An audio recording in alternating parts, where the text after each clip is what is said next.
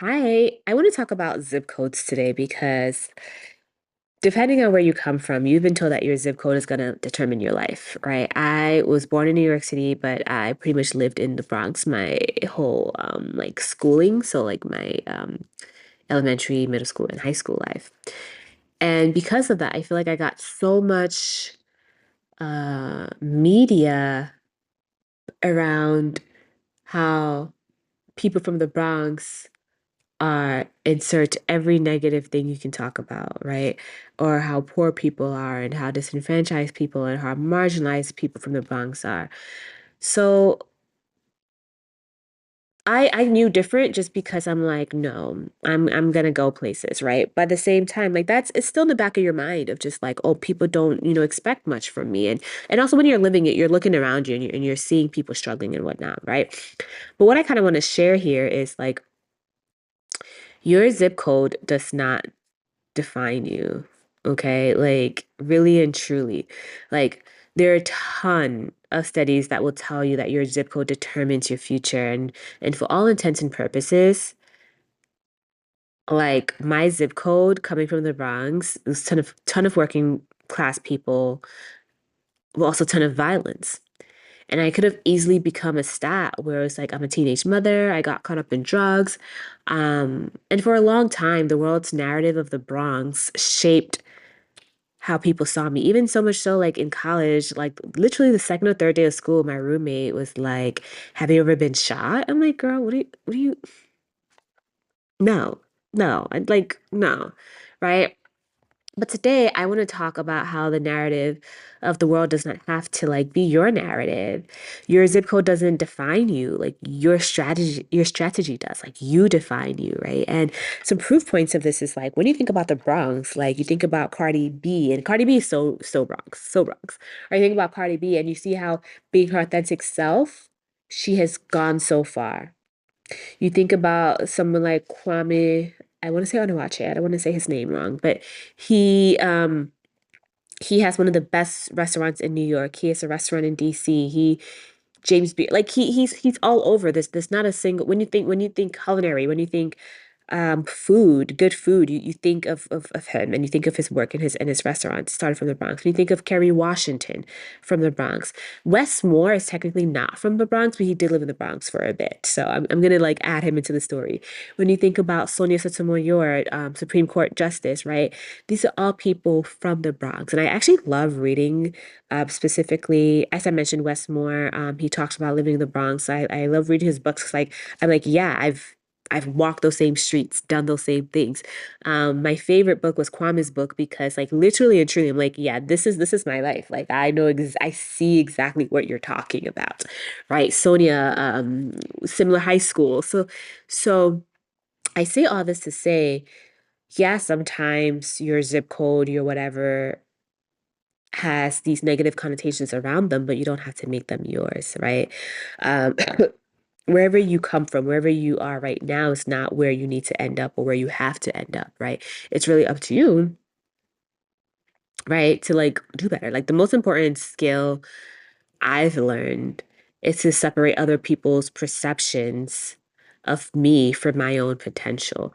And vice versa. Also like believing people when they say like you have greatness in you. Because I think sometimes we let one or the other kind of determine or take more real estate in our minds. Because I feel like this wasn't necessarily the Bronx, but I'm like the black sheep in my family. So I just got a lot of like shit about like what I was doing, who I am for my family. So even when other people told me how how much they saw in me in my future, I wouldn't believe it because I was like, oh, well, these other people don't think that.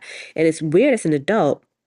My family's always just like, oh my God, April, you're so great, you're so this and you're so this. And like I find it hard to believe. So I'm like, yo, when I needed to hear that the most, you were hell bent on telling me that I wasn't good enough, right? So it's a constant battle to like unlearn that. But anyway, it's just about zip codes. So what matters, like I think, at least what's proven true in my life, it's not really what other people have said, but it's about what you're curious about. And you can go the Beyonce route, like the best revenge is your paper, where you are so focused on succeeding that you're like, no, I'm just gonna succeed just to prove everyone wrong. That's one angle to take. Or you can just also just be like, hey, if everyone around me is already doubting me, it's already saying all these things, then I'm going to take that as permission to lean further into who I am and be curious about what I want to do. Like if I'm going to be a black sheep, then let me be a black sheep, because all the people that we look up to and all the people who've done things with their lives, they at some point were black sheeps. And they kind of accepted that. And that's why we know them today. And that's why we either get to benefit from what they do, aka I'm recording this right now on a Mac, Steve Jobs, very much an outlier, right, for some time. Um, and the life I have today, everything I've achieved today is because I followed that curiosity. And I was like, well, if you're gonna like question me all the time anyway, then might as well do what I want. Cause whether you believe me, whether you don't, it's my life, right? So I operate in ways of thinking that I didn't know were possible today because of that curiosity, right? Wait, I didn't, yeah, I operate in ways of thinking now, right? That like a year ago, I didn't know was possible because I was hell bent on what else is out there for me? What else is possible? And even though I didn't know what was possible because I kept asking questions, I realized what was possible. So today I might think to myself, let's say money. I'm sure at some point in my life, if you'd given me $1,000, I mean, I'm still grateful. If you give me $1,000 today, I am so grateful for it. But at some point in my life, if you told me like I'll pay you $1,000 for something, I would be like, oh my gosh, this is so much money. I can't believe this. Like I really truly would have been like, wow. And today I'm like, I would never say $1,000 is not a lot of money because you can do stuff with 1,000. You can pay someone's mortgage, you can pay rent, you can do some things. But I realize that there's more out there, right? And I think that's the main, there's more abundance out there than I thought that I thought I knew before, or that I knew before, right? Um and I'm sure a year from now, whether it's money, whether it's mindset, whether it's whatever, I will also change my mind about something. And it allows me to know that wherever I come from, whatever other people think about me, it's always evolving, it's always changing. So we can always do better for ourselves. Because ultimately, we're living our lives for us. We're not living it for anyone else, right? The goal is to design your own life to prove to yourself that what you want, you're capable of achieving, right? And you're capable of creating the life that makes you happy, that the life that feels like you chose a path on purpose, you know? And what happens when you find that life? You start leveling up even more because you don't do it because of some like toxic, like capitalist way of thinking, right? You think about it like, oh, I've achieved this much, so what else is available to me? So, like, let's say you always wanted a life where you're able to travel and chill, right? So now you're on the beach in Nice, France, and uh you had a great glass of wine. They said that the wine was from Porto. So now you fly to Porto and you're like, oh, this is really cool. And now that you're in Porto, you're like, you know what, I'm gonna stay a month and learn about wines. And you can do that because you're curious. That journey might turn into a business, it might turn into a hobby, it might just turn into a 1 month experience. Who knows? But you're allowing yourself to experience that. And that is incredibly sexy. And I want that for everyone, right? So, in short, your beginnings do not define your endings. The perceived disadvantage of your past are the source of your resilience today. Like everything negative or not so great said about me or thought about me or where I came from, like it's who I am today. My accent, the way I move, the way I think, yeah, it's a mix of the Bronx and of Ghana and of all these different things that make me who I am, you know?